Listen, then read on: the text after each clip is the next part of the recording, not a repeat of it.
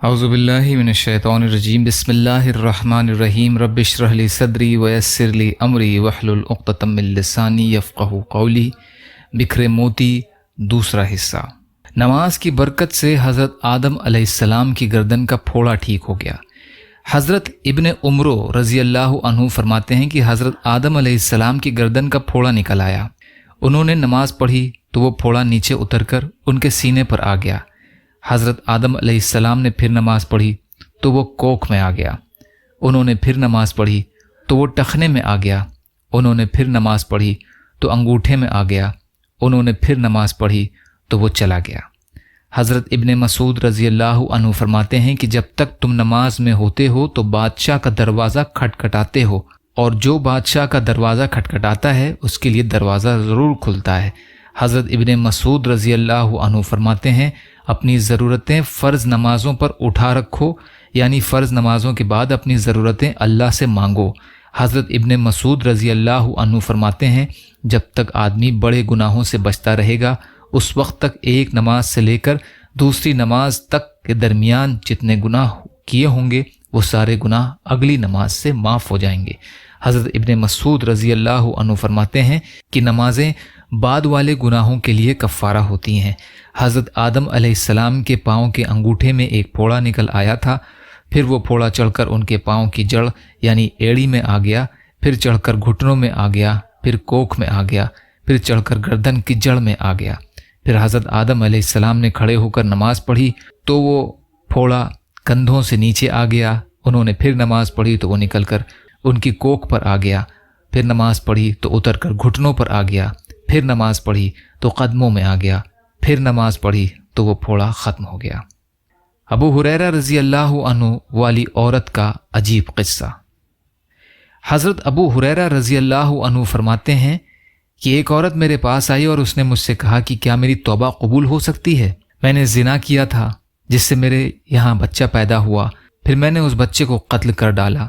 मैंने कहा, नहीं, तुमने 2 बड़े गुनाह किए हैं, इसलिए ना तो तुम्हारी कोख कभी ठंडी हो और ना तुझे शराफत और करामत हासिल हो। इस पर वो औरत अफसोस करती हुई उठकर चली गई।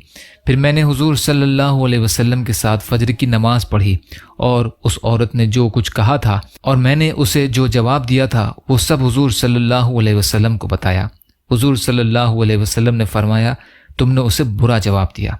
क्या तुमने ये आयत वल्लज़ीना ला यदऊना मअल्लाहि इलाहन आखिर से लेकर इल्ला मन ताबा आखिरी तक नहीं पढ़ते?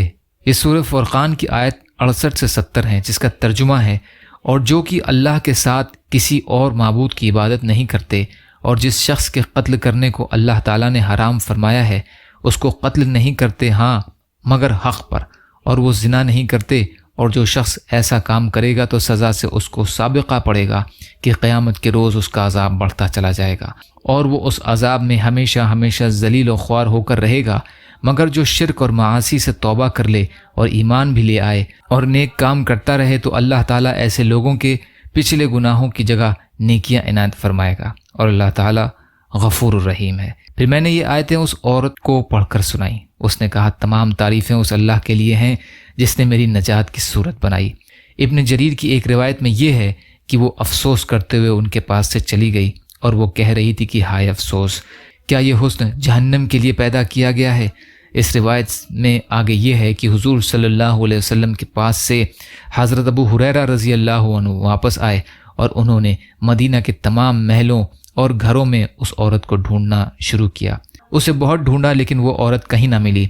अगली रात को वो ख़ुद हज़रत अबू हुरैरा रज़ी अल्लाहु अन्हु के पास आई तो हुजूर अक़दस सल्लल्लाहु अलैहि वसल्लम ने जो जवाब फरमाया था वो हज़रत अबू हुरैरा रज़ी अल्लाहु अन्हु ने उसे बताया। वो फ़ौरन सजदे में गिर गई और कहने लगी, तमाम तारीफ़ें उस अल्लाह के लिए हैं जिसने मेरे लिए खलासी की शक्ल बना दी और जो गुनाह मुझसे हो गया है उससे तौबा का रास्ता बता दिया। और उस औरत ने अपनी एक बांदी और उसकी बेटी आज़ाद कर दी और अल्लाह ताला के सामने सच्ची तौबा की। तफसीर इब्न कसीर। या अल्लाह हम सबको कहने सुनने से ज़्यादा अमल की तौफ़ीक़ अता फ़रमा। या अल्लाह मज़लूम फ़िलिस्तीनियों की, कश्मीरियों की, रोहिंग्या मुसलमानों की और मुसलमान जहाँ भी परेशान हाल हैं, ज़ालिमों के जुल्म का शिकार हैं, आप उनकी भरपूर मदद फरमाइए। हम सबको अपनी इस्तिताअत के बक़द्र अपना हक़ अदा करने वाला बनाइए। یا اللہ صبر کرنے والا، شکر کرنے والا اور اچھی طرح عبادت کرنے والا بنائیے۔ یا اللہ تمام ظاہری اور باطنی بیماریوں سے اور آفات سے اور مصیبتوں سے ہماری حفاظت فرمائیے۔ اپنے حلال میں سے دیجیے، حرام سے بچائیے، اپنے غیر سے بے نیاز کر دیجیے۔ بغض، حسد، جلن، کینہ، تکبر، ریاکاری سے ہمارے دلوں کو پاک کر دیجیے۔ جو مانگا وہ بھی عطا کر دیجیے، جو مانگنے سے رہ گئے وہ بھی عطا فرمائیے۔ اللہم لا تسلط علینا من لا یرحمنا ولا یخافک فینا ربنا تقبل منا انک انت السمیع العلیم برحمتک یا ارحم الراحمین۔ لا الہ الا اللہ محمد رسول اللہ۔ السلام علیکم۔